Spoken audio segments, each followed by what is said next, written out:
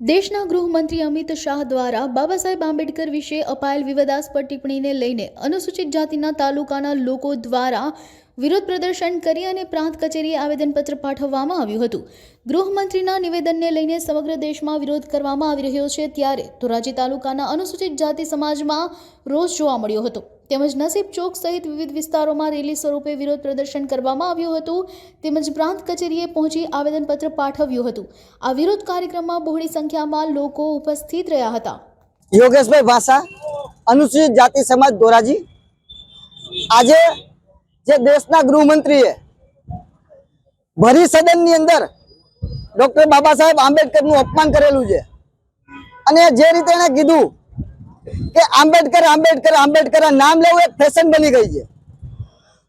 જો એટલું જ નામ ભગવાનનું લીધું હોય તો 7 વાર સ્વર્ગની પ્રાપ્તિ થાય, તો આ રીતે બાબા સાહેબનું અપમાન કરેલું છે। તો એના માટે વિરોધ કરવા માટે અનુસૂચિત જાતિ, મુસ્લિમ સમાજ અને સમસ્ત એસસી એસટી ઓબીસી ના લોકો આજે આ અમિત શાહના નિવેદનના વિરોધ માટે એકઠા થયા છે, સાથે સાથે આવેદનપત્ર આપવા માટે ભેગા થયા છે। હવે આ જે અમિત શાહનું નિવેદન છે એ બાબતે અમે કહીએ છીએ કે સ્વર્ગ અને નર્કની વાત મર્યા પછી હોય છે। આ દેશની અંદર 1947 પહેલા અમારા માટે નર્ક જેવી જ હાલત હતી।